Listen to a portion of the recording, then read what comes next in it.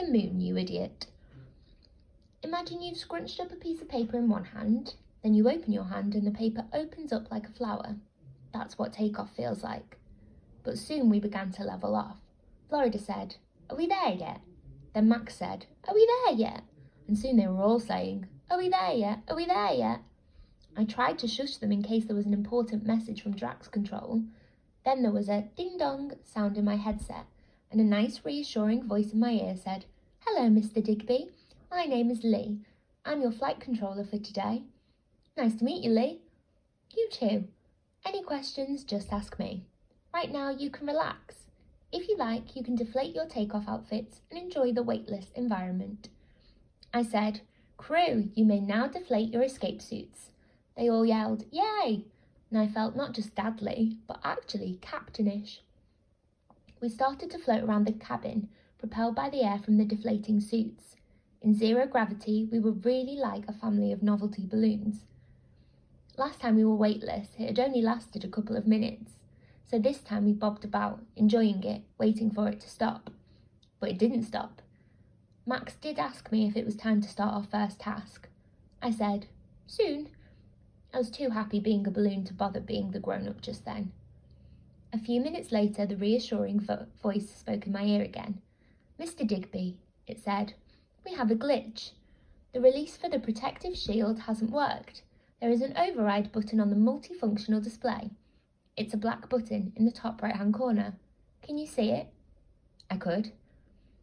"If you could press that when I tell you." This was completely cosmic. Something had gone wrong and I was putting it right. I didn't mention it to the others. I didn't want to panic them. The voice said, "Now." I pressed the button.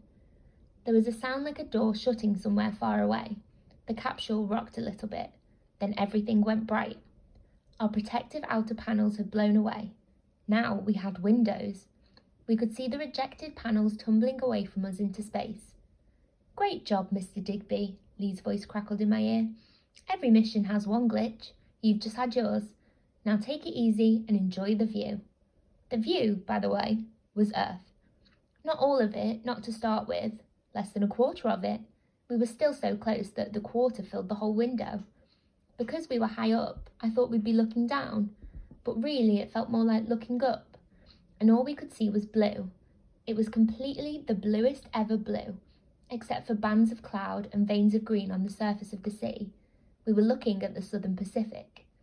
Max was thrilled by the rejected safety panels. "Look at them go," he yelled. "They're like torpedoes." I said, "I did that." "What?" "When Drax Control tried it, it didn't work. I had to press a special button." "Did you really?" said Florida, adding, "Dad?" "Next time," growled Max, "it's my turn." "No," said Hassan, "next time it's my turn." In their heads, we were an X-Wing fighter and the Earth was the Death Star. In all our heads, the whole thing was so cosmic it had to be a game. I discovered that if I pushed my feet against the wall, I could flick clear across the cabin, spin round and kick off again from the opposite wall, like Spider-Man flying around New York. Then Florida popped up in front of me, making a buzzing sound with her mouth and miming a few passes with an imaginary lightsaber. Looking back on it, I should have focused more on being dadly at this point, because that's when Drax Control came on, asking for us to move on to our task. "You have a 2-minute window to complete the task. Please commence now." All we had to do was press the right buttons in the right order, then we'd be set for the trip home. Hassan and Max were still arguing about it. Samson too put up his hand and said, "Please sir, I'd also like to press the button," which was enough to get both Hassan and Max shouting at him. Maybe I should have just done it myself, but I was loving being a floaty Super Mario Matrix Jedi Power Ranger, which is why I said, "Let's settle it with lightsabers," and took a buzzing swipe at them. They ducked and then bobbed up again, looking a bit confused. I realise now that they'd probably never seen Star Wars. They'd definitely never seen a dad trying to make a crucial life or death decision with an imaginary lightsaber. I shouted, "Luke, I am your father." Florida thought this was hilarious and shouted, "You are not my father, and you are not Luke." We were buzzing and laughing and buzzing. Then Max noticed Hassan was closing in on the buttons. He yelled, "Hey, he's cheating," and went after him. Samson too dived in underneath them. Next thing, they were pulling and shoving each other in front of the multifunctional displays. And the next thing after that, a long, screeching noise. Then a jolt, as though we'd been caught on a bungee. Then we spun round, and round, and round, and over, and round, fast and random, like the cage of the cosmic. And the light strobed on and off and on and off like blue lightning. And somewhere in the middle of it, the voice of Drax Control was shouting in my ear. Then it stopped, then it shouted, then it stopped again. The earth vanished. And then came back, then vanished, then came back, and then we stopped rolling, and earth was gone. No one said a word. We drifted over to the window and pressed our face against the glass, looking for some sign of it. It was very quiet and very dark and very, very scary. It didn't take Samson too long to work out what had happened. The buttons had been pressed in the wrong order. The dandelion's protective cover had blown off and its silvery sails had popped out, but it had not separated from the command module. The solar sails had opened unexpectedly, that was the metallic screeching noise, and immediately picked up a gust of solar wind. The sails were designed to push the dandelion gently forward, but our command module was still stuck to the top of the dandelion. Instead of gliding off nicely towards the moon's orbit, the dandelion had gone spinning over on its side and pulled us off course. The sails weren't acting like sails on a ship, they were more like the sails on a windmill, spinning us round and round, and it was taking us with it. We couldn't see the earth out of the window, but we did see a thing that looked like a satellite dish go by, and something like an aerial. Our satellite dish, and our aerial, which was when I realised I couldn't hear Drax Control in my earpiece anymore. All our communication equipment had snapped off. They all started yelling and blaming each other and pushing and shoving. Pushing and shoving under weightless conditions is more long-winded than it is on Earth.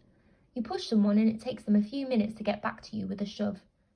I was going to join in when I noticed a message window flashing on the monitor. A message. Maybe we'd be all right after all. The message was, "Permanent fatal errors." I could still hear them fighting and shouting behind me. I was going to yell too. Something like, "We are now completely doomed and it's totally all your fault."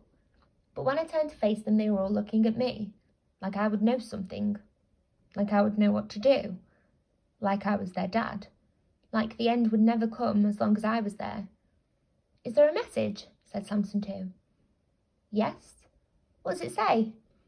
I could have told him. The message is permanent fatal errors, so we're dead. And by the way, I'm not a dad, I'm a kid, so stop looking at me like that. These children, Hassan, Samson too, Max, their dads weren't looking out for them at all. Their dads made them do all this stuff to make them cleverer or richer or more successful, and then they've been packed off to doom in space. But still, they thought someone, somewhere, would be looking out for them. In the circumstances, it felt like that should be me. I thought, okay, you lot are my mission. I am engaged. I turned off the monitor and said, "Everything's going to be okay. We just need to find Earth, and then we'll go back home." Florida hadn't noticed till then. Now she screamed, "Oh my God, the Earth is gone. What have you done with the Earth, you idiot?"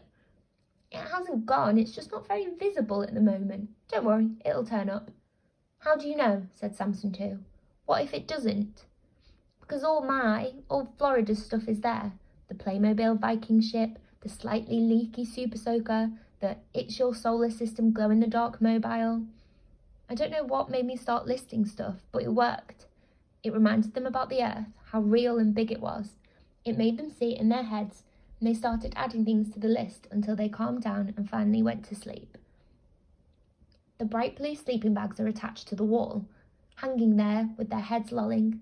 The children look like they're sleeping in a row of Christmas stockings, and I'm the only one awake, like I'm Father Christmas or their guardian angel or something. And just now the cabin suddenly filled with light. It came flooding in like water. Sunlight. The thing is, if there's all this sunlight coming in, which wasn't coming in before, that means that until now the sun was behind something. And that can only be the Earth, can't it? The Earth. I still can't see it, but now I know it's there. I closed the filter on the observation window. I didn't want all the kids to wake up yet.